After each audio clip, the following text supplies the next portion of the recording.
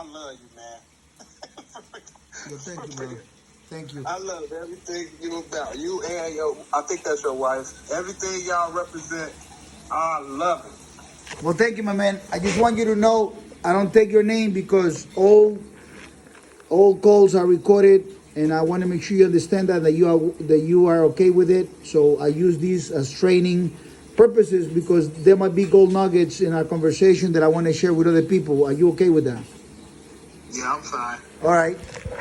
I'm here to help you in any way possible I can, my friend. I heard that you got a puppy. I look at the pictures. You look like a nice dog. And some people, you thought it was an American Pitbull Terrier, or you thought it was a blue dog. What is the difference? What's going on? No. Oh, wait. I'm so sorry. This is my brother on the other line. Just, let me get rid of him. Okay.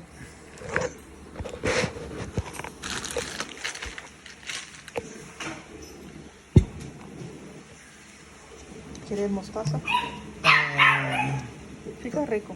Quedan ricos como mostaza. Dale pues un poquito ahí a ver qué pasa. Muerde, ponga la mostaza y después la trae para nosotros.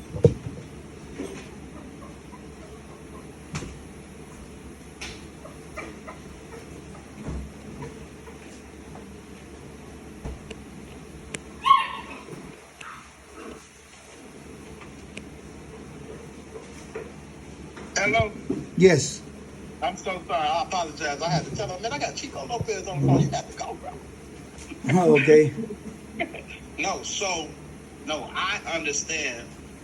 Well, I have a bit more understanding about the American Football Championship than most people.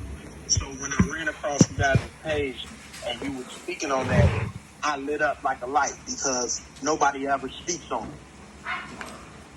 Nobody is really shining a light on all these so-called pretty dogs, pretty bullies, but not knowing what a pit bull is really about or what it really represents and where it really comes from, originated from. And you got so much information that I need to know. And basically, I just try to make a connection with you because I want to help push the agenda, push the education. Also, I need me a fur baby from you and keep it going like that. I don't know what's the process, what's your process, what I got to do, what happens, how we got to conversate, what it is. I'm just reaching out. One of y'all text me like, call this number. Y'all told me that twice, so I'm like, I'm gonna just call it up. Okay. I'm sorry. You're not the guy called Bailey, right? Huh? Are you the guy called Bailey? No, I'm Emmy 2 times on Instagram. Okay. I got you. But somebody was asking me questions. Said I'm gonna call you right now, and that's what I was asking, thinking about. We're gonna have a question about a guy that he's not sure what he got, but now I got you. I tell you what, we You just made a post about somebody saying that to you too. Yeah, we have so many people that are looking into. We got so many people looking into they don't know what they have and they want to learn, and I want to help them. I want to help them because when I first got in the breed, the first dog that I had, which I literally cried, I was 18 years old. When I find out that dog was not a real American Pitbull Terrier, and I trusted the man that told me that, although everyone in the streets up in the Bronx, New York, told me it's the most beautiful Pitbull they ever seen, they wanted to buy him from me.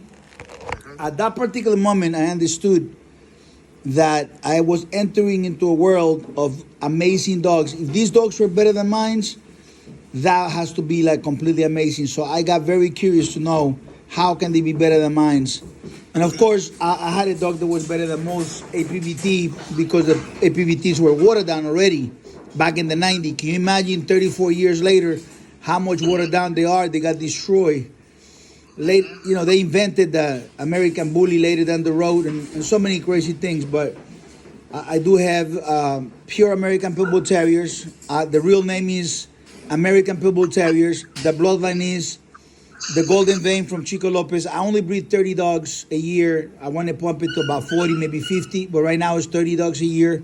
I only have 4 puppies between now and New Year's. And basically, I get the best humans possible. I selected dogs for 34 years. I became historical by traveling all over the world and all over the United States at one point in the 90s, East Coast, West Coast, all the way from the Bronx down to Miami, across the United States.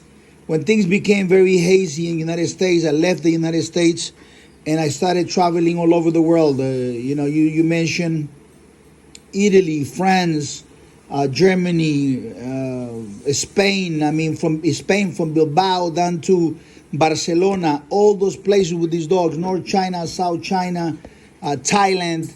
There's videos of me, young, with black hair, doing amazing things with the breed. So I created with this process over 200 title dogs. And those 200 title dogs, there are some dogs, is the core dogs, that are the most powerful dogs that have been seen in the last 30 years. And they are consistently great. They are from me. They are dogs of the year. They're global grand champions, global champions. One beautiful thing that most people didn't know, because I wasn't talking to anybody till recently, is the fact that, and it seems incredible that people didn't know this, I select the dogs to be pets before everything. While everybody was collecting these dogs and making them wild and crazy, my dogs were always pets. So the times change now, and what I have is dogs that are pets, that are amazing, and I don't sell to everybody, but I look for families that are basically either entrepreneurs. The entrepreneurs are people that are winners in life. They face adversity. They know the difference, they know the cost in life. They know if they're building something, they can buy cheap materials or better materials. And they know that the better it costs more, but it's better at the long run. So I like their mentality because entrepreneurs are smart like that. I like doctors, lawyers, engineers, that kind of people. So if you want to get a dog from me, I don't work with breeders. You cannot breed the dog. I don't spay neuter them because I want the dogs to have their organs to develop themselves fully. They need the hormones. So I do a contract. No breeders, no dog fighters, no criminals, no thugs, no lowlifes. I don't want to deal with the bottom feeders of society. I want to work with the best people in society. So God has blessed me with great people. Some of them are blue collars, but they're not rich, but they do have a word. The word is their bond, and they keep their word. They don't breed the dogs, and that's what I'm looking for.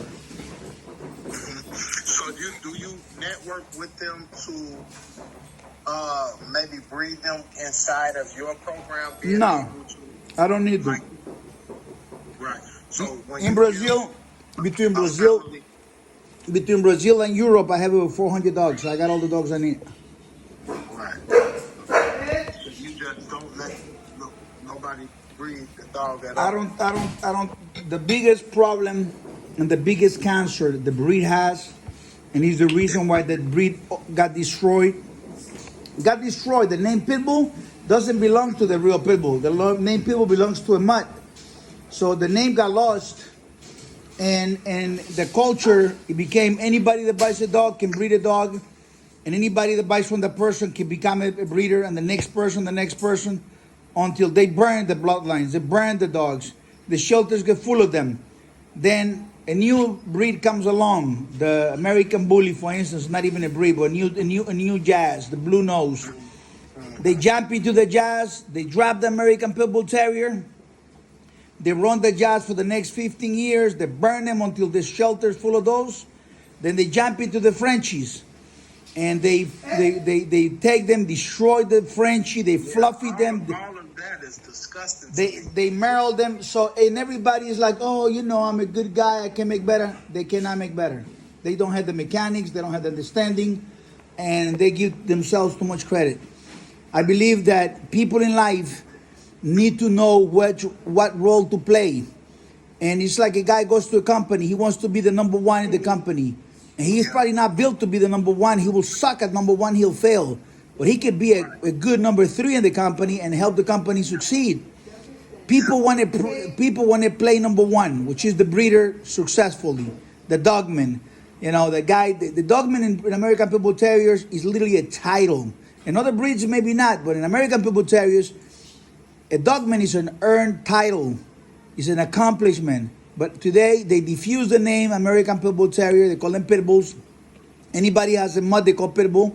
And any jazz kid, any fanboy that is hanging around with guys that fight dogs, they call them dogmen and they call themselves dogmen. And so they diluted the value of the name dogmen and they made it into trash. And in reality, what they are is enthusiastic guys. Maybe also some of them are good guys that they hold some dogs, but they want to have this fantasy that they are dogmen. By allowing this fantasy, they diminish and they lower the standards at every level.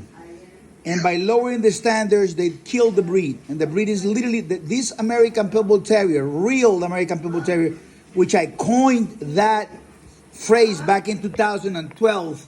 It was not being used as it's used today. I started using it. I made it popular. And you know what they did? They took the word real Pitbull and they put it on every mod they got. They call it. They took the same. The guys had already websites built with writings about American Pitbull Terriers. They took the word real that I started using and put it in there. So I make changes. I am that powerful that I can make changes within the American Pitbull Terrier Society.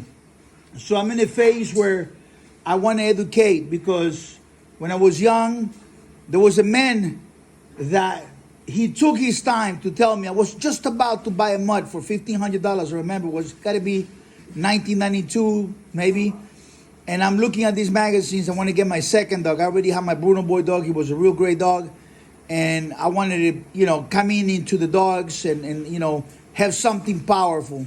So he gave me some magazines. They called them the Gazette from the ADBA, and I'm looking at these magazines, and so the American Pitbull Terriers, they were like $500, $600.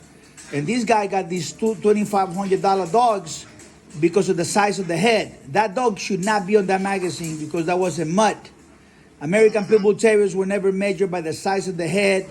They were never measured even by the color. And I can understand that the colors are changing from time to time in a genetic way. Once the best dogs become red, there'll never be black dogs anymore. There'll never be other color because red is when you breed to red noses, you're not going to be getting no Merle dogs, no black dogs, none of that stuff. Yeah. So the accomplishment to become red is literally the end, is an accomplishment of consistency. You get into a point. And that doesn't mean that every red dog is quality. The only way you determine quality is the men. Like I'm talking on an iPhone. You might be talking on a Samsung. The men, the brand, I respect the brand, you respect your brand. Because we trust the company, the engineers, the engineering decisions. Well, the breeders, they make breeding decisions. And the most people that they're not even real breeders. They're just guys who have dogs that are having sex to be sold for profit. They're not real breeders, but the real breeders, the flagship men that create a difference and positive impact through their transcendent 30, 40 years, their name is still in the books. Those are the only men that matter, the men at the top. The bottom feeders at the bottom, they don't count. So when someone wants to take a dog and breed him, he's automatically bottom feeder.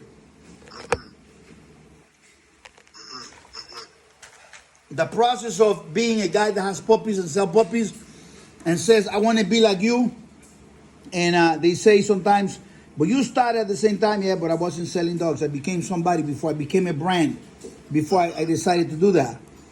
So the process is, I don't work breeders. My dogs do not need the input of nobody else. Somebody will say, but you take 2 of your dogs.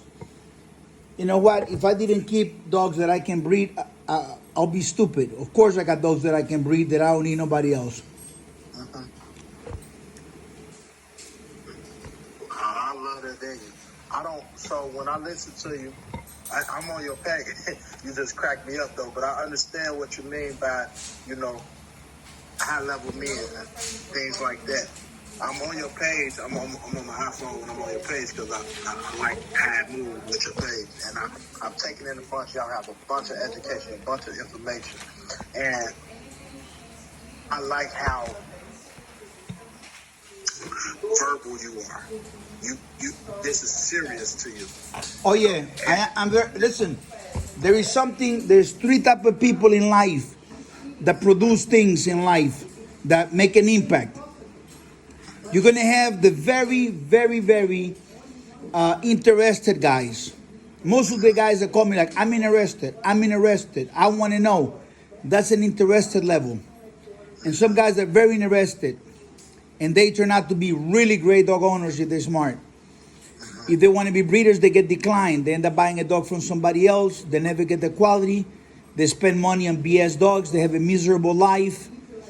And the guy that got the one dog from me, he lives a plentiful life with that dog. And so what happens is that guy that's very interested sometimes back in the days used to be a breeder. And the guys that used to breed those dogs, they achieve a certain level of success. But what they forget is that the American Pitbull Terrier is a dog based on winning. They were fighting dogs and they were winning. So they have a special characteristics that are attached to what I call the twin brothers. One is called courage, the other one is called loyalty. So alpha males love this sense of loyalty and courage. That's why they love boxing. That's why they love the UFC, MMA, Chris Cyborg, the only woman with the 5 belts, the PFL just won it now. She's absolutely amazing and incredible. So when you're looking at this, you're looking at something special. You're looking at something different. And so we love this about the dogs. And that process of competition, it spreads all over the dog. It spreads also on the breeders. So you got this guy that's very interested. He's willing to invest money. He reaches a certain level. But then you got another guy. And that guy is dedicated to the fullest. And he's dedicated. He gets to a certain level. And then you get something that don't come every single day.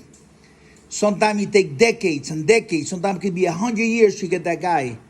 It's called the obsessed guy. Like the Kobe Bryant mentality. The Mamba mentality. That guy like Michael Jordan. You show up at 6 in the morning, the hood of his car is cold.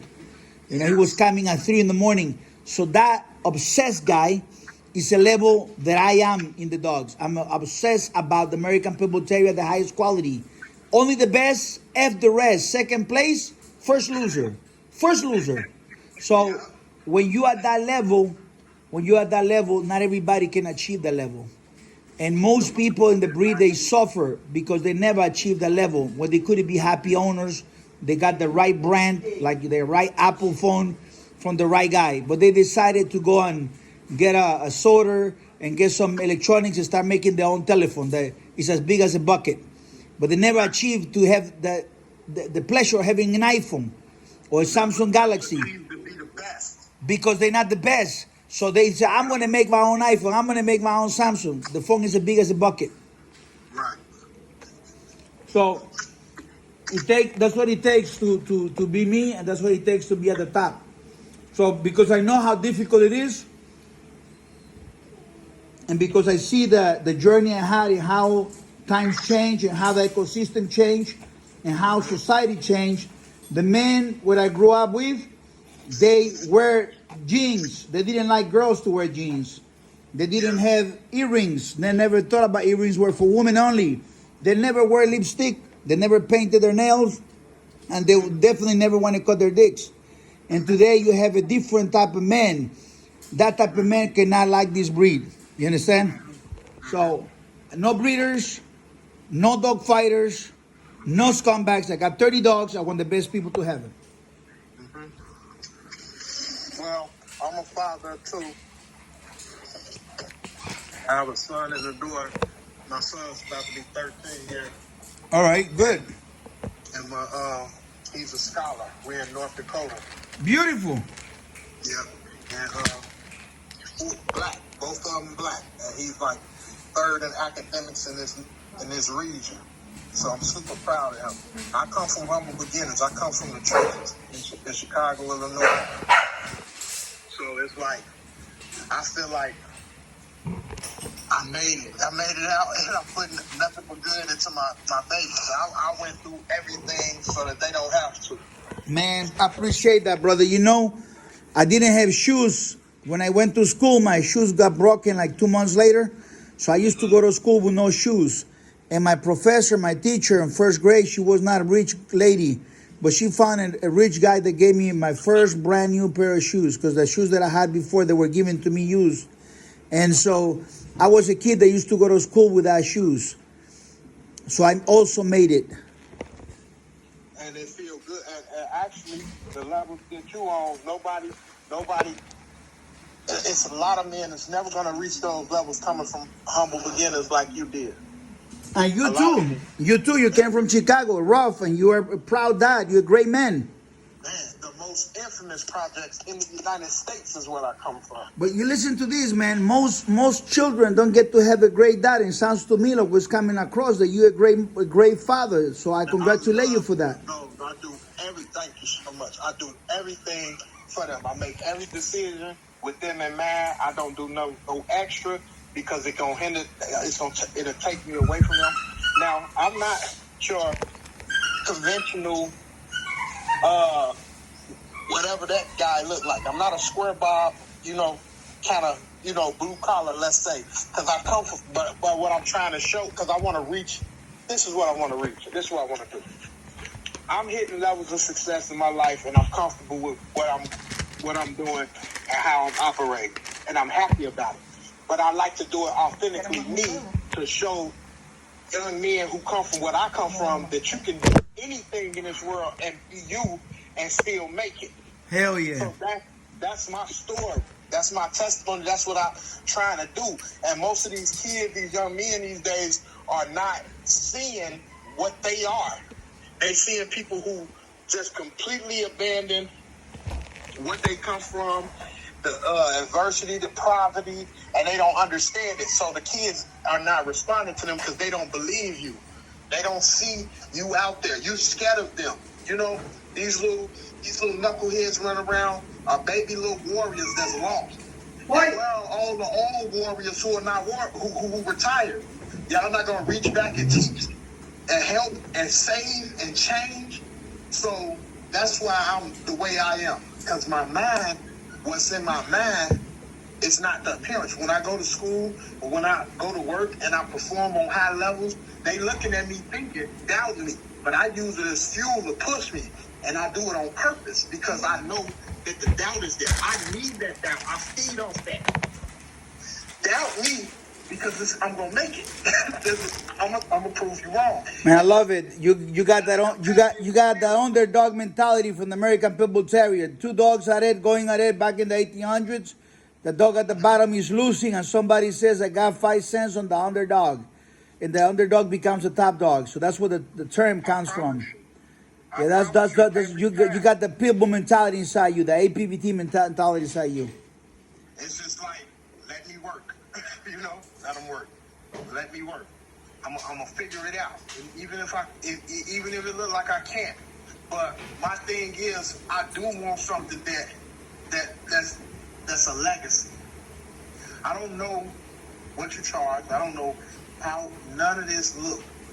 Hearing what you saying could be discouraging for a lesser man, but I am me, and I'm dedicated to what I'm trying to do. If I can't breathe, that's in the contract. That's cool. That means that I'll find a way to deal with you and be a part of that community and love on the dog that I get from. I don't even like calling them dogs because they be my baby. I don't even like calling them dogs.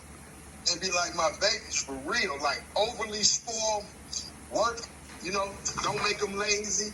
Man, I'll tell you one thing. If you take a dog and you work very hard and I get to trust you, not because you sound like a trustable man, but also because you're showing me you're that kind of man, I'm not telling you that we're going to breed. But if you want to have one more dog after that I trust you, you can have 2, 3, 4 dogs. And as long as your word is something. You see, the most expensive thing I have in my life, a lot of people ask me, Chico, what's the most expensive thing you ever invested on? And I said, I invested on some expensive things, but nothing felt like more expensive than my word. Because so many times I took losses to keep my word to somebody, And so keeping my word has been something. Easy and simple. Your work or your word? My word. When I tell you I'm going to do something, I keep it. Yeah. That's my most important thing. I don't care what nobody says. If you can't keep that, especially as a man, Like that told you where I come from. So that's always been important to me. Like, you're never, if I despise a liar. But as a man, if we have an agreement, your word is everything. If you say you're gonna do something, Man, please follow through. I want these kids. I want these kids that are listening to this to understand. How old are you, brother? Oh, I don't look it. I look 28, but I'm 39, so I got a little wisdom, a little bit. You were 5 years old when I had my first dog that became grand champion. So I'm a lot older, but I will tell you that you sound like a respectable man, and I appreciate that. And a man that can keep his word is golden. I got a guy that has somebody send me, video and pictures with the money. I'm like ready to, ready to buy your dog. I got the money and stuff like that, and had a couple of people that I was kind of like looking at. Then I get this guy. His name is Anthony. Anthony's listening to the video. Hello, Anthony. I hope Penny's doing great with you. The name of the puppy is called Penny. He calls me. He said, "Listen, Chico, I appreciate everything you do. I've been on the Instagram, or I've been on the Facebook, I've been on the YouTube for about 2 years. I know about the haters. I know about the liars, but I know about your merits. I'm not a rich guy, but I got it work. I do roofing all day. I live in an apartment. I have a bed in the middle of the apartment. I live by myself. I want a friend. I promise you I will not breed the dog. I promise you I'm a man of my word. I'm Mexican. We got to work." And I said, I just trust him because he sound to me right, just like you. And I let him buy a dog. I flew over to California, delivered the dog. That, I've been with billionaires and millionaires literally for years. And I had the pleasure to meet this guy. I had the honor to meet this guy. And you don't have to be rich in money to be rich in manhood. Yes. And to me, having a lot of money, like being a thug, whatever, that's not manhood. Manhood is keeping your word, being a real man. Mm-hmm. I was raised and shaped kind of like how the fighting dogs were back in the day. I was raised to be this way, to keep my word, to stand 10 on on my principles and work hard. That's all I know. So yeah, so I do concrete, so that's very hard work. Right now I'm in school picking up a little welding course because I'm funding a real estate company that I'm trying to launch. Man, it's just me. God is great. God is great. Keep going, brother. Keep going. It's just me, so I'm relentless on my approach with that. Absolutely. I do need a fur baby. I do need a fur baby, and I wouldn't want nothing else. Like, if I don't get one from you, I'm gonna be brokenhearted because there's nothing else like that. We're gonna get you some barbecue. You sound like you're a good brother, man. I like it. I like what I'm hearing. My brother just walked up on me. Excuse him. He just walked up on me and he's in my grill. He talking about some get it going. He want me to hurry up and cook. Yeah, absolutely, man. He don't know who I'm on the phone with. He don't understand. Because he don't know no better. But I do. And I appreciate everything you're doing. If we can talk outside of this, yeah. So feel free to use this as an education. My man, you got the fundamentals for a real man. You are a real man. You're a great father. Enjoy yourself. Do the barbecue. I'm not in a rush to sell anybody a dog. I want you to enjoy yourself.